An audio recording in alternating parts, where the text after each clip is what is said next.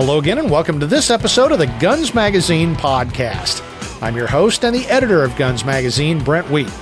Thanks for joining us here on one of the world's biggest gun talk programs as we meet the interesting folks who make up the world of shooting.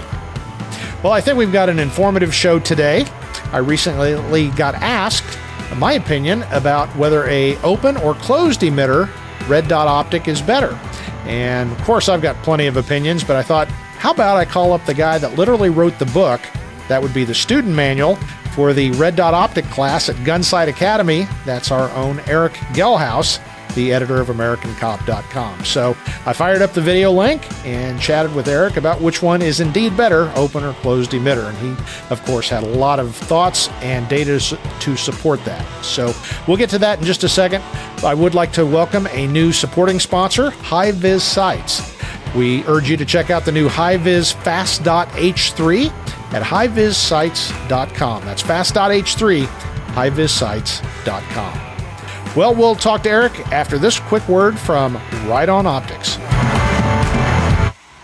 This is where we go to feel alive. This is primal. This is where we go to train. This is tactics. This is where we take it all the way. This is conquer. This is who we are. This is what we do. This is Riton. Well, hey there, Eric. Welcome again to the Guns Magazine podcast. Thanks for joining us. Hey, Brad, how are you? Well, okay, I'm going to tell a story on myself. Eric's laughing because this is actually take two. Because we got 7 minutes into the first take, and I suddenly realized that I had the wrong camera, and I've been staring... I was staring up, and the camera was down. So we came to a little pause there, and Eric kind of made a little noise, and I looked down and realized things were not the way they should be. So apologies to Eric, and we're going to get this one knocked out. But anyway, I started the last one with saying, what does the angry baboon say? And what is it? It's not popping up. Uh-oh.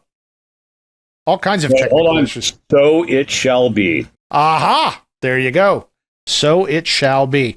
Well, if you don't know what we're talking about, we did a gun cranks a couple of weeks ago, and we've gotten some email about Eric's friend over his shoulder, and so we were talking about that, and Eric now works in Angry Baboon Studios, and we decided he needed to get a Magic 8-ball and put that in the belly of the baboon. So now if we have any important decisions to make here at FMG Publications, Eric shakes the baboon and tells us what we're going to do. So anyway, that's Angry Baboon time. Well, anyway, okay, let's get going here. It's too hot to be doing this, so let's talk about it. Now, the reason, like most of our episodes, it is coming around for a reason, and that is I've got a buddy who's a school resource officer, and he was asking about my opinion on red dots, and I've got plenty of opinions. I don't know how factual they are, but after I got done talking to him, I thought, I know the guy that wrote the book at Gunsight Academy on red dots, and he works here, and he has to take my phone calls. So that's why I'm talking to Eric this second time. So I appreciate you setting through that, and we're coming right up to where we stopped before. So I appreciate you putting up with my little technical faux pas. But anyway, the biggest question that we were talking about, and I couldn't give him a very good answer, and that's the difference between a closed emitter and open emitter optic. And if you're watching on YouTube, you'll see what I'm doing. And if you're listening to the podcast, you'll have to use your imagination. But this is an open emitter optic. You can see highly technical term. It's open. There's nothing between or nothing covering the emitter or LED or laser or whatever you want to call it. And then this is a closed. Whoops, I got it upside down. A closed emitter. Basically, it's a little box. It's got a window in the front and window in the back, but it's a box. And typically you see those more on handguns, the open emitters. But Eric, there's a lot more to it. And rather than handing out opinions willy-nilly, let's go to the guy that knows what he's talking about. So the big question here, which one, open emitter or closed emitter, always in every circumstance? Yes. Yes. Of course. Have an optic. Have an optic. There you go. Unless you're the person who buys the gun and puts it in the sock drawer as a talisman, then don't get an optic. Don't do that. Don't do that. Okay. So open versus closed, right? You covered it. One, everything sealed stays inside. The other, it's open to the air. With an open emitter optic, you can get crud, junk, garbage in there. Had a student a few years back who didn't see what the problem was. This was in a carbine class, but he was carrying a pistol with a dot. He went prone, scooped up a bunch of Mother Earth from northern Arizona in the open emitter optic. Like, being the kind, caring, gentle, supportive, instructor I am, once he stood up, I'm like, hey, do me a favor, take a sight picture on that power popper over there. And he does, and all you see is the dirt flow out. He understood why I preferred closed emitter optics at that point. So your acquaintance was talking about putting it on a pistol caliber carbine for a work issue that they had. Anything on a long gun, I would want a closed emitter optic. Right. Generally, I got a shotgun recently that has an open emitter hollow sun on it, but that's not going to be a gun I'm going to carry around outside. It's going to be a home defense gun or a teaching gun with it. There's nothing wrong with open emitter on long guns. The original RMRs and Insights MRDSs that we started with like 10, 12, 14 years ago now, were open emitter designs. They were much smaller. And they were putting them on rifles. And then somebody said, hey, we can put these on handguns, or started paying attention to the guys who had. Yeah, I actually have one here that I pulled out, and Eric thought this was great. My question was, is that a knockoff Seymour sight from like 2 decades ago? I think so. And I mean, if you're listening to the podcast, this thing is like crew served. I think it takes 4 men and a boy to make that thing operate. So they've gotten a lot smaller, more reliable, and the battery's life has gone from a couple of hours to darn near forever. So anyway, I wanted to throw that in there since I dug that out, and I have absolutely no use for it at this point because it's old, double old school. So anyway. Older than you? Easy now. Mr. Smithers says. Okay. So anyway, we were talking about open and closed emitters. So what you've got on an open emitter optic is you've got the window. It's usually got some coatings on it to make the projected image a lot easier to see. That image is coming out of somewhere in the back of the optic. It's going through a lens and being projected up. Most of the time, it's just a dot. Hollow Sun, Trijicon now have found ways to make different reticle patterns in there, and you can choose it, select it, set it up. Otherwise, you're going to get a series of dots that, in theory, come together as one image. It just depends on how your eyes see things. Competition. Concealed carry on that. They both seem to be pretty popular in that. There's guys carrying them on duty, open emitter optics. If you take care of it and you're in an environment where you're not going to be in the dirt and crud a lot of the time, absolutely nothing wrong with that. There's significant parts of our government that are running open emitter optics on pistols that they use for duty use. There's that, right? One nice thing about the open emitter optic is the shape of it, right? It doesn't have a sharp corner at the back end. And we'll talk about that a little bit later on when it comes to concealment. These tend to mount on the pistols by bolting down into it. So if you see those 2 witness marks up there with a paint pen, there's the bolts there that bolt the optic down into the slide. So tend to go down into it that way. If the mounting's done correctly, pretty bomb-proof. If it's not, it can loosen up. On the enclosed emitter optics, that was a Hollow Sun 508T. This is an Aimpoint ACRO P2, the second generation of Aimpoint stuff, which is where the enclosed emitter stuff came from. Right, everything's in behind 2 windows. This bolts across. Right, you can see the screw right there. It goes across from side to side on it. You have a base that's sort of like a Weaver base, sort of like a Picatinny base, but you clamp across it. Seems to be more durable. If it's done right, I see fewer failures with that. Excuse me. One drawback to it, though, is it has that back corner I was talking about. And my apologies. It has that back corner that I was talking about there that can print depending on how your cover garments are. Yes, I get the slide in the frame can print, but that corner's a little bit odd there, and that seems to be an issue more with the enclosed emitter optics, just that longer thing. They cannot be made at this point as wide or as big of a field of view as you can with the open emitter optics. I've got 2 open emitter optics from different companies. Very large field of view. They're designed to go on competition guns. They're not designed to go in duty holsters or concealed carry setups.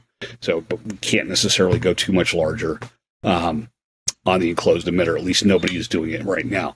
One thing that's interesting, and both Holosun and Trijicon have done it, and I'm working with sites from both those folks, is they have done an enclosed emitter design, but set it up to mount on the Trijicon footprint. So you have the ability to use kind of the traditional Trijicon footprint, which is robust if it's mounted correctly, with the benefits of the enclosed emitter design. And I hear folks talking about like that may be the way to go. Well, I think it's just commonality of the industry. I still prefer this for anything that I'm carrying openly or for duty use. Yeah.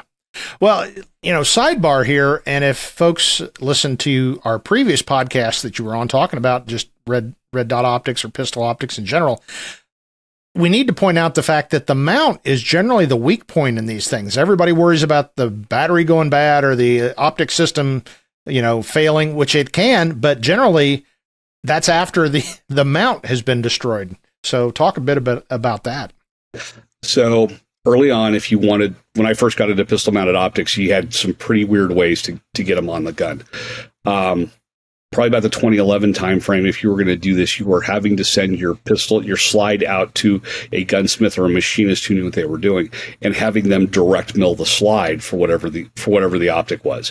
One of the things that was real common with the Trijicon RMRs at the time was, hey, send that to us along with the slide, and the machinists were cutting the slides for the individual optic, even though there's a tremendous amount of variance in those. And when you're talking to machinists, you're talking like thousands of inches. But that was an issue. Then we started getting, as optics became more common, like Glock with their MOS and Smith & Wesson with their core system, and other companies that followed suit, they would have one cut and then plates set up for the different optic footprints. So you would then bolt the plate into the slide and bolt the optic to the plate. If it's done correctly, holds up pretty well. If it's not, it can fail spectacularly fairly quickly. And that was going on. Now we've seen kind of a trend with some of the companies, Glock and Smith specifically, but I know there's others, that have SKUs set up where they're cutting the slides at the factory for the optics.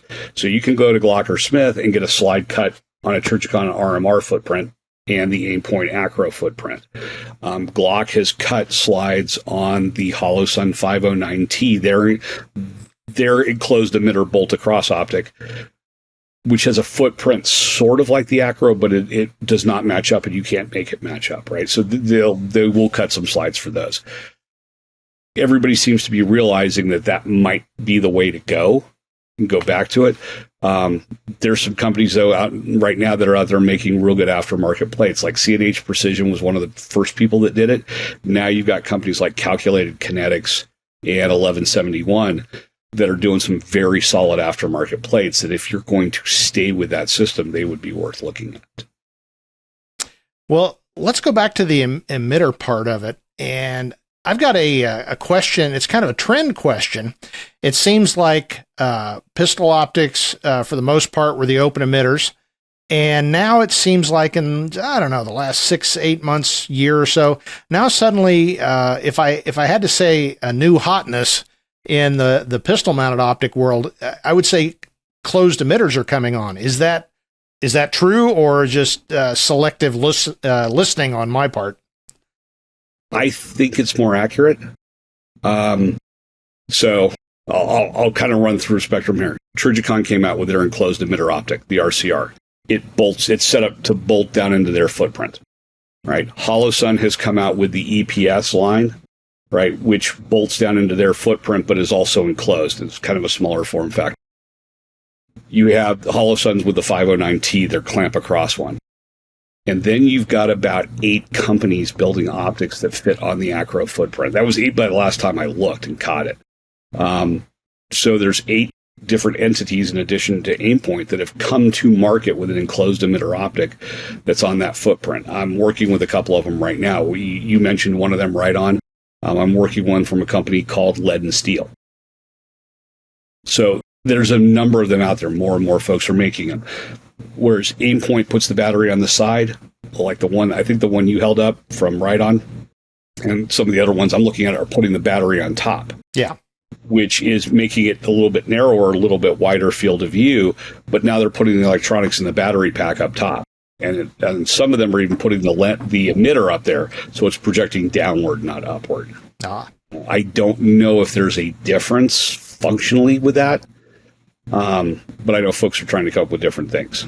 Yeah. Steiner's in that list too.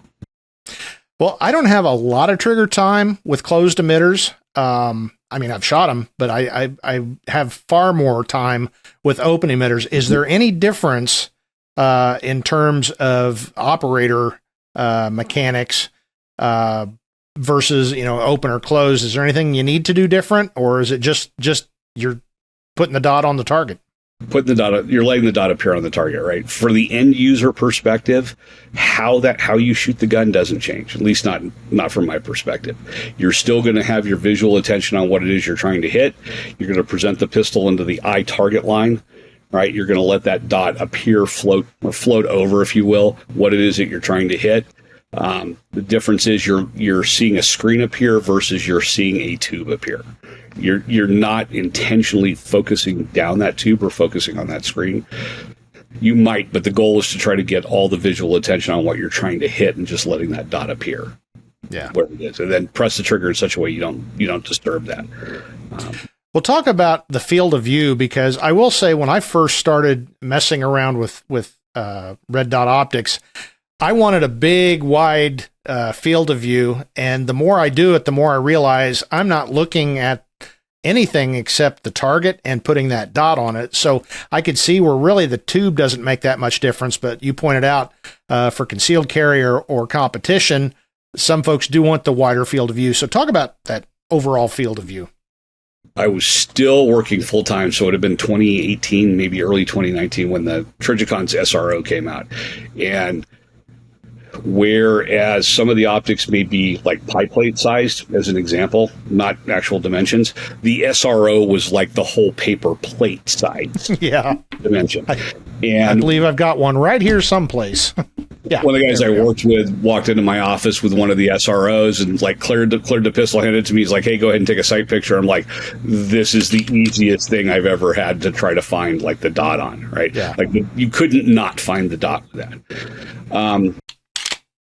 Trigicon said it wasn't duty be rated. They didn't recommend it for duty. They put it as a competition optic out there. There's some folks that have done some things right now to kind of ruggedize it.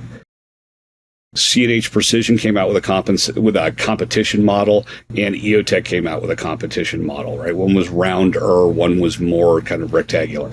Larger window, larger field of view. You can see more stuff in it, right? Where that aids is not necessarily in the shooting process as much as it's aids in picking up the dot, right? Having the dot appear sooner with that larger window. And you could also use those optics on some other things. Like I said, I'm putting optics on shotguns. I've got enclosed emitter. I got open emitter on them. One of my test bed shotguns has that C&H optic on it. After I ran it on a pistol, I put it on that. Yeah. Got a competition-centric handgun from Ed Brown that has that Hollow Sun competition optic sitting on it. Yeah. And I got to say, when you're talking about the ultimate in narrow field of view, and I can't remember what these are. It's a loopholed. It's the micro. Micro, yeah. The Delta Point Micro, I think was what they called it. Yeah. I don't have it mounted on a Glock, but apparently once you've trained yourself to use them, they're pretty reasonably okay.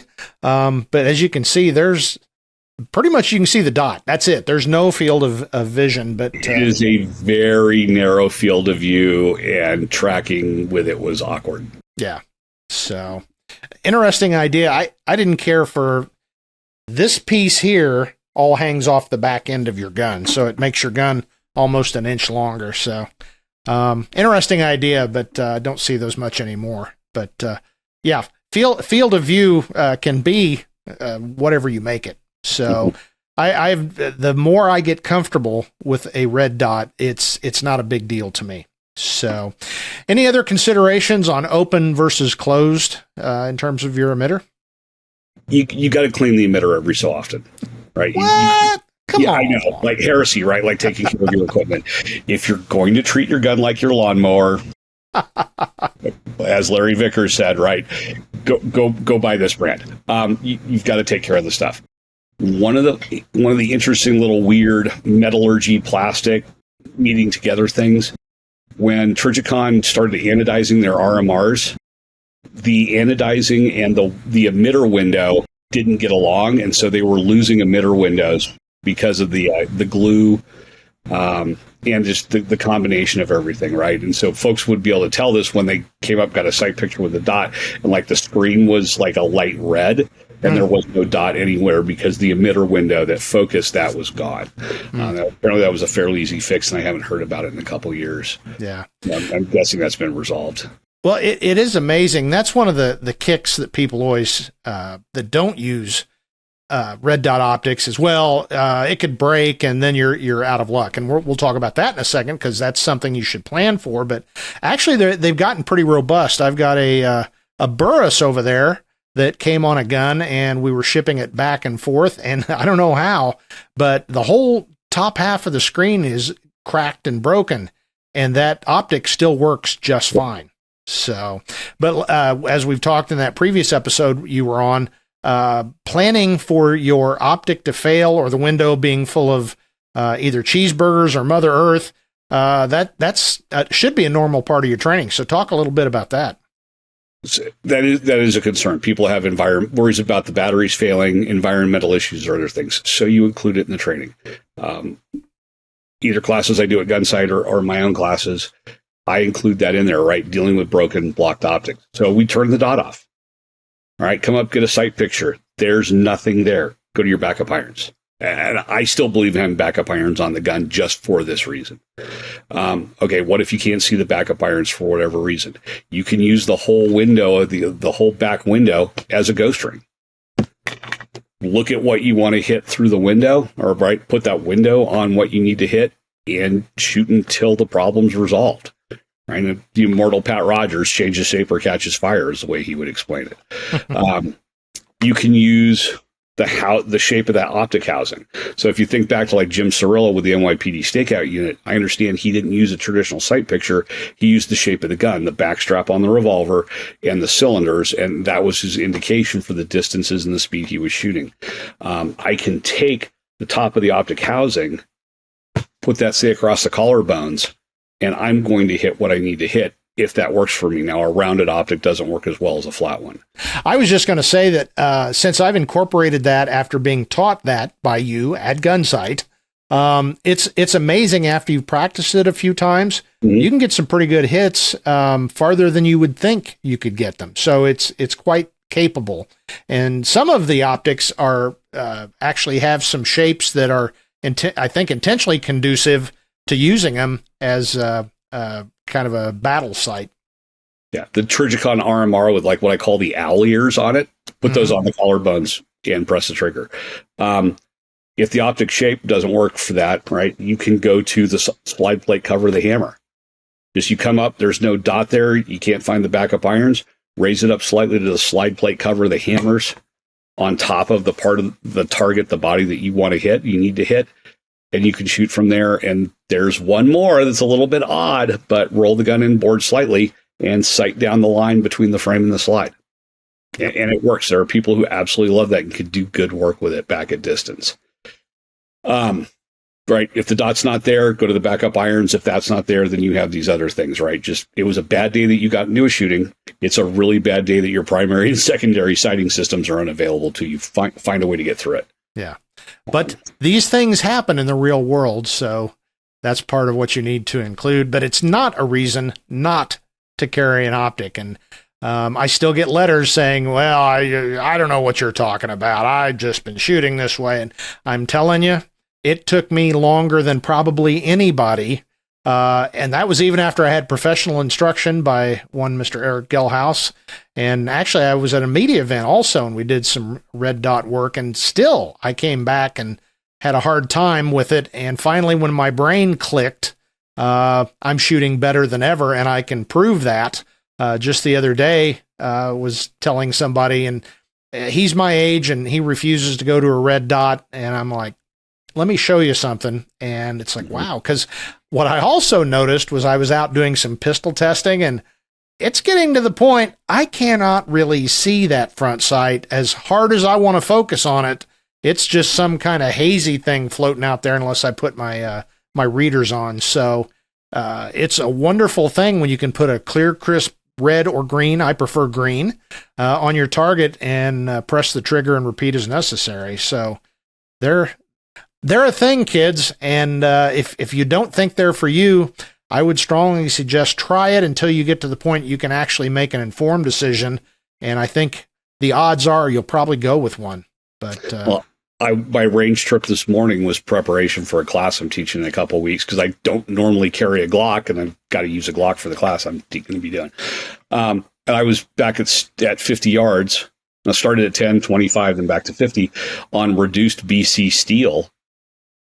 Hit from the holster on the timer, getting hits consistently. Back at 10, easy. 25, not bad. 50, that 50 with irons for me would probably look like somebody throwing a knife at a gal on a bunch of wood, right? That literally knows where the thing would go. Yeah. But doing it with a dot on the pistol, bang, clang, bang, clang, bang, clang. Yep. It's pretty amazing.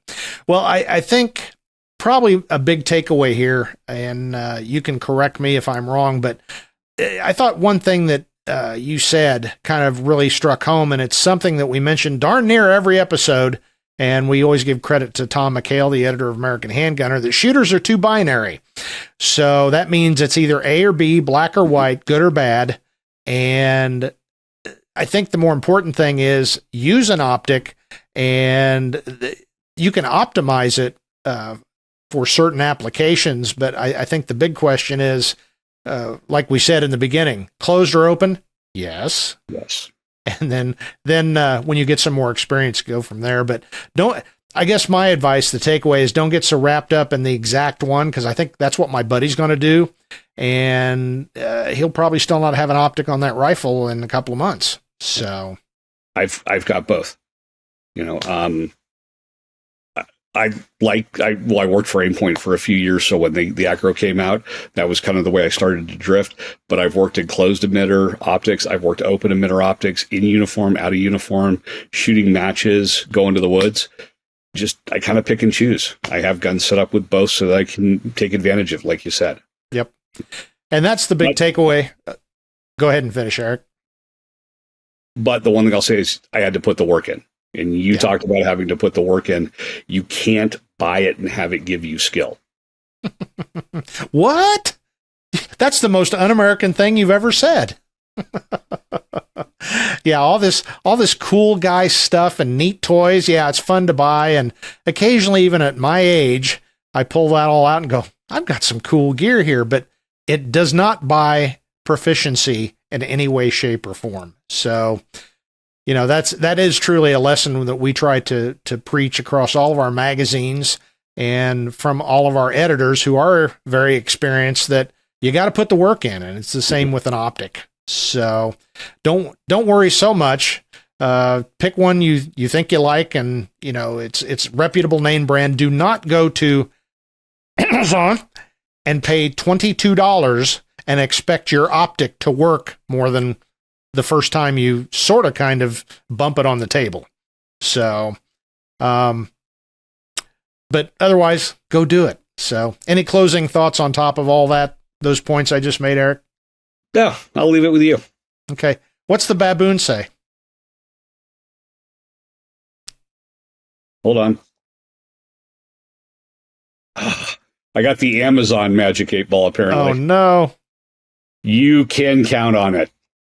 How cool is that? See? The Magic 8 Ball and the baboon know. So, well, anyway, if we want to hear your comments. If you're watching on YouTube, leave a comment down below. We try to answer them. And if you want to reach out personally, you can get a hold of me at editor@gunsmagazine.com. And what's your email address there, Eric? Oh, it's American Cop at I can't remember what it is. So just go with Eric.Gelhaus at fmghq.com. fmghq.com, Eric.Gelhaus. So, and I believe if you go to AmericanCop.com, you're linked in there someplace. Yeah. I think, yeah. So folks can reach out to us. But like I said, if you're watching on YouTube, leave a comment. We're interested in hearing your thoughts and what works for you and what doesn't work. Because, to me, that's the hallmark of an adult learner is if somebody else is getting good results from something, well, I don't have a problem with stealing that whatsoever, as long as it truly is working. So what do they call that? Academic research, Eric? Yes. If you're a candidate for president and you take somebody's stuff, it's plagiarism. Otherwise it's research. Wow. Okay. Well, on that note, I appreciate you, Eric Gelhaus, the editor of AmericanCop.com, an instructor at Gunsight Academy, and all-around nice guy and former baboon hunter. So thanks for joining us. It's always great talking to Eric Gelhaus. He is a veritable fountain of information and data, whereas I am a bubbling pot of opinion. But hopefully you picked up a few pointers on how to choose a red dot optic, whether you want a closed emitter or open emitter. Well, before we go, a couple of housekeeping matters. First of all, make sure you like and subscribe wherever you watch or listen to the podcast. That's very, very important. It makes you part of the Guns Magazine family, and it also allows us to keep doing what we're doing. So like and subscribe, and you can also drop me an email at editor@gunsmagazine.com. Make sure you check out our supporting sponsor, that is HIVIZ Sights, with their new Fast.H3. You can get the information on that at HIVIZsights.com. Riton Optics has a solution for all your optic needs, and the very latest from Riton is the PRD, MPRD, and EED pistol red dots. They offer all the features you need for that EDC or competition pistol. You can learn more about the 3 Tactix red dots or the entire lineup at ritonoptics.com. And as a special offer to the Guns Podcast audience, use code GUNS24 at checkout to get 15% off your purchase. That's ritonoptics.com, code GUNS24 at checkout for 15% off. Well, that's it for this episode of the Guns Magazine podcast. On behalf of everybody that works so hard here at FMG Publications, I'm Guns Magazine editor Brent Wheat, reminding you yet again, now get out there and get shooting.